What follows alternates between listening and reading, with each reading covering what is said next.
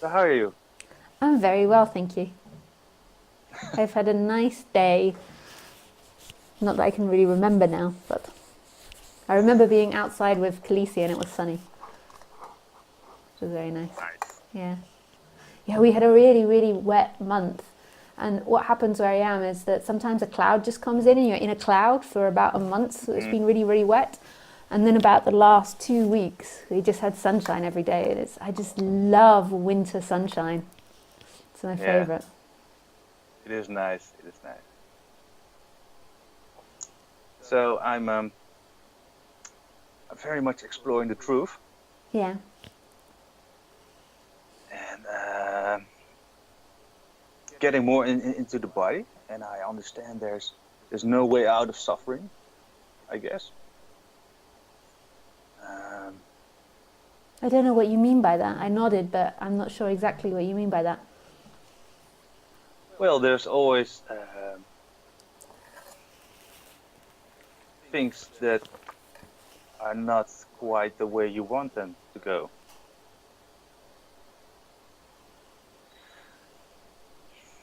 At first, I was okay. Once you get enlightenment, once you get this, Yeah. you will not feel any problems. You just feel joy and love all the time. Yeah. Is that true? No. God damn it. No. Yeah. So there is a bit of suffering. Um, just because of my terminology, I would say um, that you can never escape pain. So I wouldn't call it suffering. I would call suffering the attachment to being somebody in time, that energy which the stillness attaches and makes it feel like you are a separate person looking through the body. But the body's never going to end experiencing pleasure. I mean, some speakers say that it does, doesn't tend to be non-duality speakers, but some speakers say it's constant bliss and constant joy, but that's Hmm. not the experience here. The experience here is that pain can arise, that sadness can arise, that happiness can arise, that joy can arise, that Yeah, all I these got different things. two questions about that. One is, what's the definition of the person? Because last time we speak of the body-mind mechanism, Yeah. and if consciousness arises in that, to me, that's the person. So my definition would be um, that it's hard because I used to call it the character, so I used to call the person the character, but now I just always change. I think everything I say to whoever I'm speaking to, but it's Hmm. that energy which feels like that person is the experiencer. That's the All suffering. right, all right. And there can be this movement back where there's nobody experiencing this anymore, but the person is still Hmm. being experienced, but there's nobody experiencing it anymore. But the person's still being experienced, and that person can be heartbroken or can be sad by someone's actions or can be traumatized by being in a car crash, or it can be all array of emotions. But Hmm. that person that's being traumatized is no longer a separate experiencer anymore. It's an experience appearing in life like all other things. And there is a stillness that's now experiencing this that is non-located and everywhere. And it's an energetic movement that happens. And you could call it love as well, but it's not the person is in love. You could say the person appears in love, but not the personal dynamics, the happy, Hmm. sad, joyful, whatever it is. Yeah. I'm And it getting it. does Thank you very change. much It for does that. change the person's dynamics to a certain extent, but Yes, it also it doesn't as well. You've always got the flavour of that person. yes. It's also a little bit about definitions and words, Yeah. and so I And don't want to everyone be. speaks differently. Like there's no certified event of enlightenment. Everybody has their own made up. Like some people might say that enlightenment is, you know, opening all your chakras, or enlightenment is traveling to different realities or something. Like there is no definition. I went to the pub with my dad once and met a friend and his brother said to my dad, this is Nick, I don't know if you remember this, Nick, but his brother said to my dad, so what's it like to have an enlightened daughter? My dad didn't know what the word, he knew what the word meant, like enlightened, like you're enlightened about driving, or you're enlightened about cars or something, but he didn't know what it meant in that context, so he just kind of sat there for a moment, and I could see in his face be like, what's she enlightened about, like this made no sense, and then eventually he went, very good, thank you. That was really sweet, but there's no definition for it. Everybody's definition is different, and you've got so many different teachers as well, and teachings, and everybody, and in a way, you know, there's always going to be uniqueness of ways of it's expressed in this life, dependent on those body-mind mechanisms. Yeah, and words are always limited, so it cannot be described in words, right? It can't be described in words, and anything you think or feel about it isn't it. It's only this instant. And so, but it is something, right? No, it's only ever this instant. It's only ever this. And so... That means it's right now, right? Yeah, right now. This conversation that's it. Yeah, that's it. But the words are something that come and go and don't actually mean anything and don't really point to it even. They appear in it. And this is why there's so many different definitions of it, because anything we say, speak, any dogmas or religions that we make up about it can never be it. Anyone's experience of it can never be it. It can only ever be this instant in whatever colours it takes on. And the freedom comes when there's just a movement back to that. This energetic movement back to that stillness. And even saying that, even me saying that, you can understand that another person could say it completely different. And also what I'm saying isn't true. It can never be true. Even me saying that movement back to it can't touch it because it's already happened. It already is. My words are too slow or too fast. They're gone. Everything I've said is gone. It doesn't exist now. But yet there is a presence which exists. And that presence is radically alive and totally in love with itself in innocence. And then the words of the human come and go. The dynamics of the human come and go. The feelings of the human come and go. Can you please change the camera? Because it just look... Huh? On the screen. It got stuck? No. I want to see you in the eyes. You're not looking at the camera. Oh yeah, but that's hard. All right. Because if I look in my eyes, then your face covers my face. On the hang on. Yeah. I don't know. I need to make the eye connection. Hang on a sec. Okay. There, does yeah, that... that's better. That's better. Yeah. Okay. It feels more real for. Yeah. For me. But there's something happening in the eye connection. You're not wrong to... There is something happening in the eye connection, and it's... Thank you very much. It's because it's not like... it's not anything special about the speaker that's speaking, or anything special here, but it's almost like you're looking at yourself as that presence. Mm-hmm. That's probably what I feel. Yeah, and you're looking at emptiness.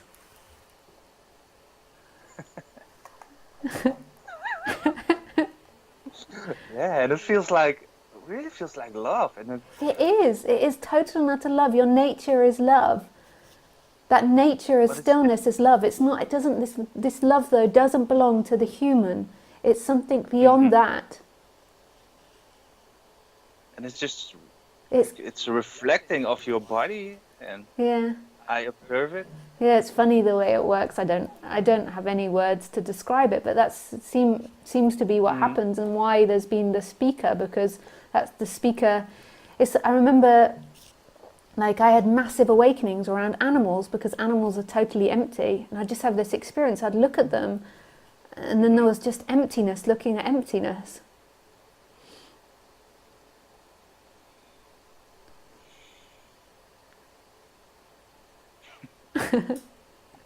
It's so beautiful. Yeah, it is. I like what you said about. I wrote it down.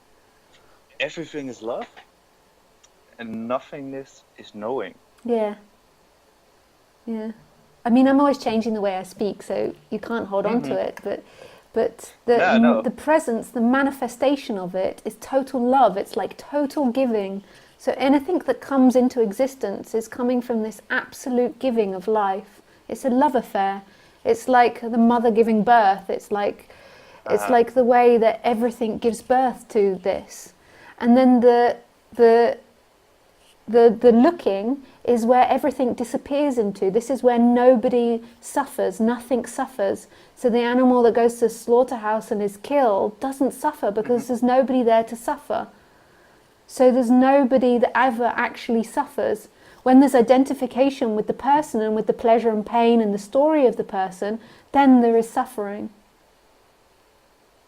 But it's always there. The story. Yes, You but know there what I can be mean? this energetic removal from it.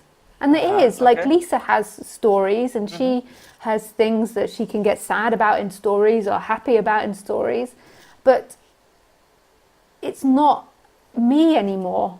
I'm not that person in the story. You're not that person in the story. Who's listening to me now is beyond that story. It's not about the disappearance of the story, it's the movement energetically back to that stillness. It does change the storytelling. It most probably diminishes it and changes Hmm. it, but that's irrelevant. That's beside the point. I feel in that, like you said it like that. I feel from I'm getting loose of the story. I'm getting loose of Yeah. the person. But the person has to exist in a story. Like the person or the character has to exist in a story. If you socialize with someone, you have to be able Hmm. to tell them where you're born or I don't know what job you do or whatever.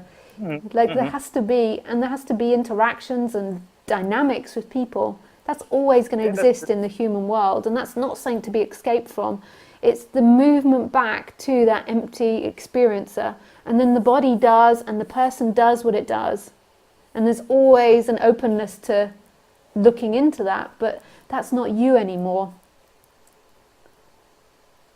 So what becomes enlightened, what becomes free, isn't someone, it's way beyond that. And that which becomes free, in a way you could say, was always free. It was never identified. It just seemed to be. But it wasn't ever really identified because it's not a thing which could possibly be identified. But it just seemed like it was.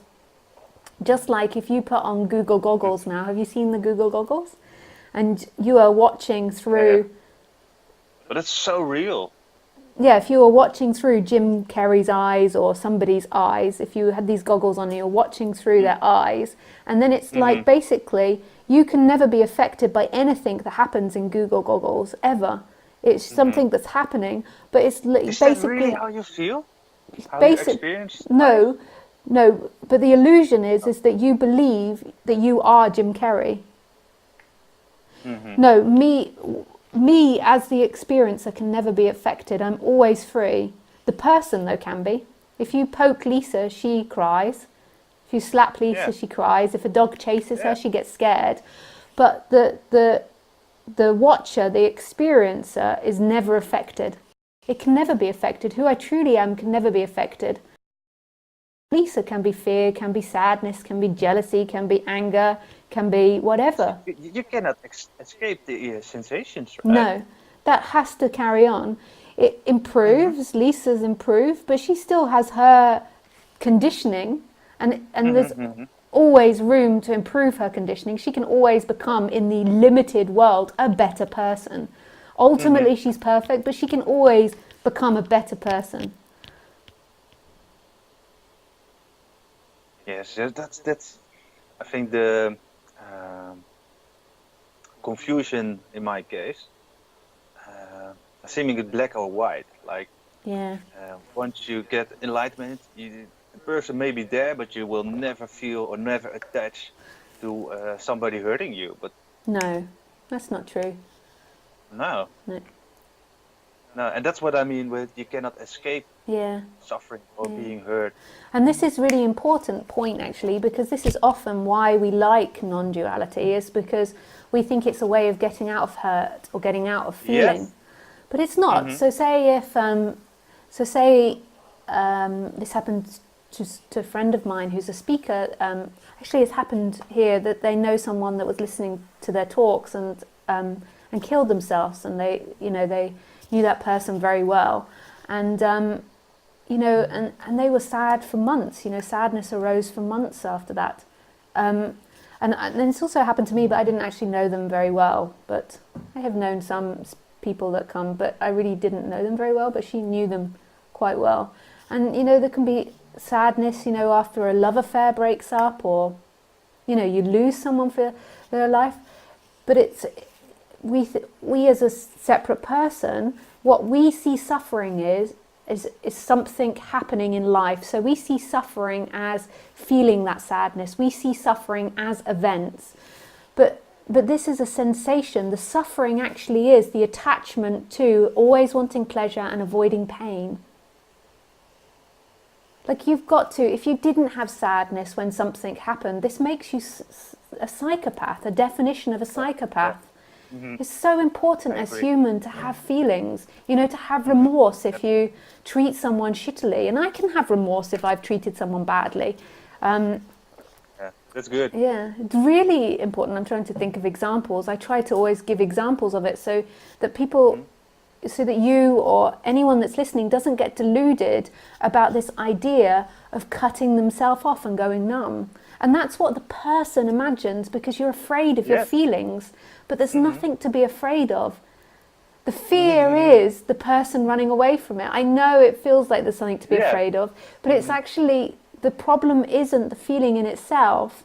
Like Khaleesi doesn't mind feeling fear. Khaleesi doesn't mind feeling anxiety because she has no sense of it. So when there's fear, there is just 100% fear, but she doesn't think to herself, I don't want this fear. I'm afraid of this fear. She can't. There is simply fear. The fear expresses itself and then it passes. Whereas us as human... but you have to be some kind of brave to allow those feelings to enter the body. Do you know what? Waking up and being into this subject, I think, takes an enormous amount of courage. And in a way, you have to be a little bit snookered, I think. So the person... snookered, like snookered means, when you're playing pull and pull, when you're playing with the stick and you can't get your ball, like somebody stops you from getting your ball. And just, you have to be in a little way that you can't sort things out anymore. Like, when I got into this subject, I was quite young, but I had had quite a few traumas, and it was like I couldn't live the life that my friends were living. So, the destination of my peer group and my friends was marriage and kids, and to have a career to an extent, but that was the destination. And I'd just seen too many things, and I couldn't accept that as just life for the rest of my life. I had to explore deeper. And in a way, if I hadn't had those things happen early in my life, I'd most probably done the marriage and kids. So in a way, sometimes there has to be a point where you can't carry on. It's like a crisis has to come where you can't carry on the way you did before. Yes. That's the question somebody asked. When will somebody want? When you're in deep crisis and you can give up, and the only thing you have is truth. Yeah. And what is truth? And you explore, and what do you find? Yeah. I'm still searching. But it's nice. It's very nice. Yeah. And I had another question, but I don't think it's relevant anymore. I think we... well, maybe. I think there's... as an awakened being, if somebody claims it, Can I just say that I don't feel like I'm an awakened being. I also don't feel like I'm not an awakened being. I don't feel either. All right. So I don't feel like I'm unawakened, and I don't feel like I'm awakened. So what are you then? Neither. What is that? Is that a Nothing. something? Nothing. But you have a body and a mind. Oh, so Lisa, but that's not actually what's identified with here. So So what are you? I don't feel like a thing. So you. So I don't feel awakened or not awakened. Neither. Mhm. So what are you then? Nothing. You are nothing. You are nothing with the body and the Nothing. mind. If you nothing ultimately, but if you then ask me on the personal level again, then I'll be really human. No, I'm not asking you for the personal level. Yeah. I'm just. So I actually, want the to. experience her and that which is looking here, so, and what that which is looking at you doesn't feel like something.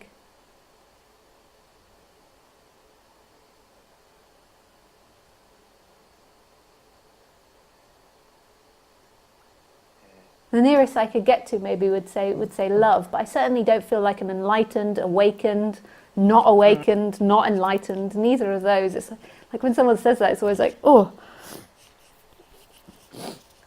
So I just got an itchy nose then in the middle Yeah, of that. you don't like the word or No, it just the doesn't feel technology true. or It what. feels an untruth. And I don't really like letting people say an untruth about me.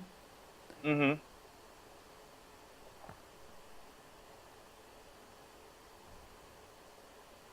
But there is something special, significant about you, right? No!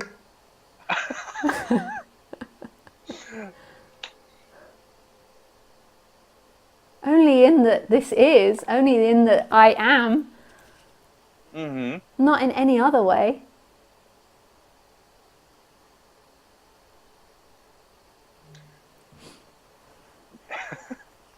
You're one of those people who recognizes this.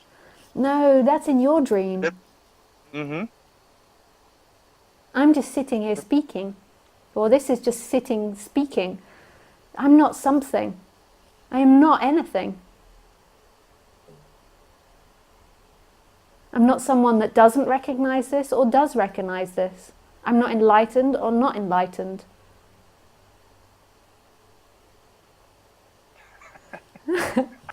I'm confused. Very good. Yeah, I know, I know. I like it. It's good. It's good.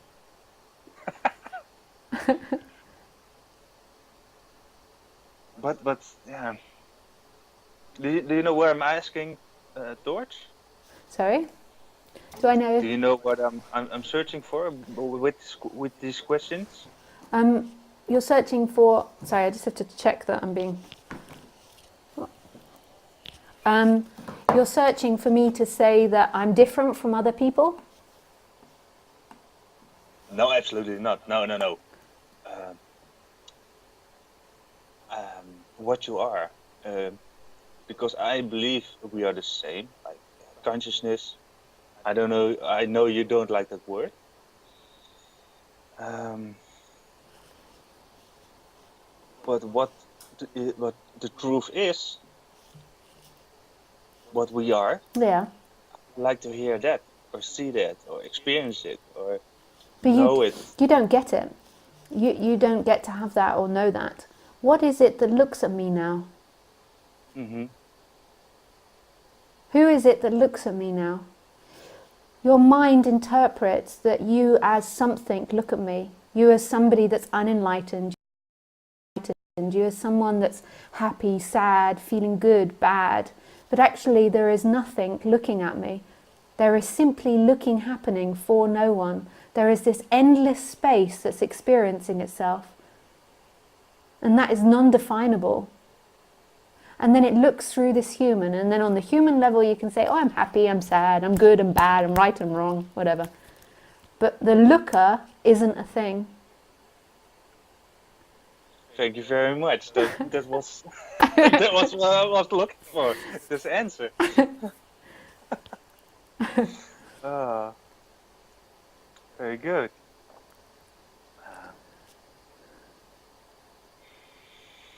But to be an enlightened person is a curse. To be a non-enlightened person is a curse. Mm-hmm. To be awake is a curse. To not be awake is a curse. Because then that's your something in time. And when you're something in time, you always suffer because you've got the potentiality to lose things, have things, get something taken away. But I also like it. It feels like I like this game, playing this person and Oh yeah, the person is fun. and improving myself because Yeah, that's all. yeah. And on the relative Uh, level, Lisa enjoys that. Like Lisa yeah, enjoys the personal level, the touch, the intimacy. But that's not who's experiencing now. And that doesn't have to change the enjoying, the seeking, not the seeking, but the enjoyment of the personal level. But that which looks now isn't a person. It looks through a person. And that's the waking up. But there's great joy in being human. But this is the other side of it. So then you can talk from the human side, and we can talk about, mm-hmm. it's like bliss today. I go out with Khaleesi on my bicycle, and and we ride, and then we find a spot in the sunshine, and we sit in the sunshine. I mean, this is just so blissful and beautiful, and talking with friends and laughing over nonsense, all these things. The work on the internet, the talking about this. All these human things, and on the relative level, but ultimately that is never an experiencer, but an experience. When you're attached to being that person, then you are living in this world where you believe that you're born, that you die, and that you have things and that you lose things, and that love, what you mostly want in this world is love. Love is found in a thing or another person. And love is your essence as this stillness, as this empty looker. And suffering, when you get into these big dramas and this agony and this anxiety, is the belief that that person is the experiencer rather than an experience.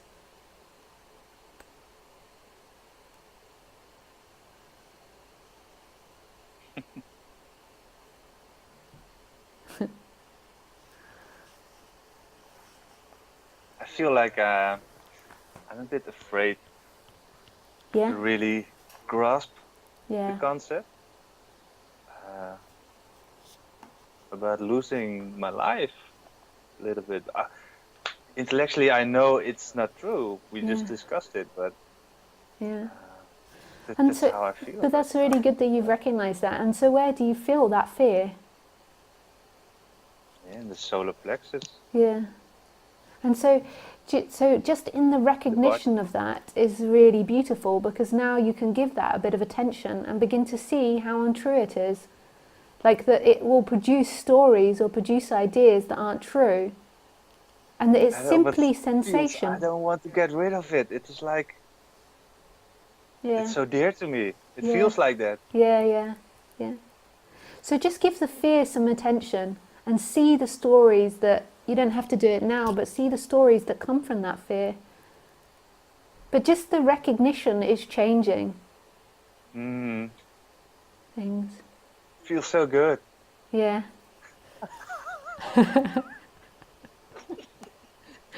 This drama. Oh my god. Oh. Oh. Yes. I used to have this boyfriend that loved drama, and he used to want to wake up, and I used to always say, but what will you do when you wake up? Like, you'll have no drama. Like, the person has drama in a way, but Well, this isn't true because when you wake up, you can have drama, right? yeah, you can have drama, but not to the extent that he used to like it. I'd be like, what are you going to do? Yeah. I think I like this drama so much. Oh, but if you like it, then you're totally allowed to absolutely love it. Like, in a way, I think on the personal level, you have to really jump into that which you love.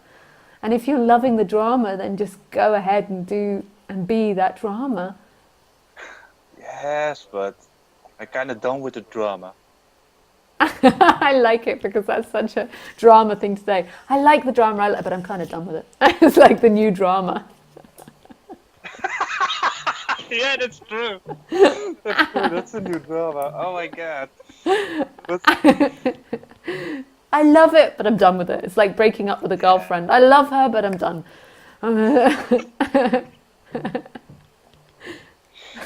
oh, yeah. So what to do? What to do?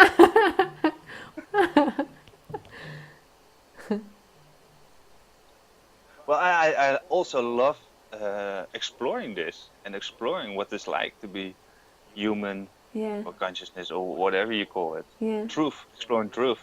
yeah. So just allow yourself to love it. Just because eventually it will go, the exploring of it. Excuse me? Just allow yourself to absolutely love it, to fall in love with that process, Uh-huh. because eventually it will go, like everything. Yes.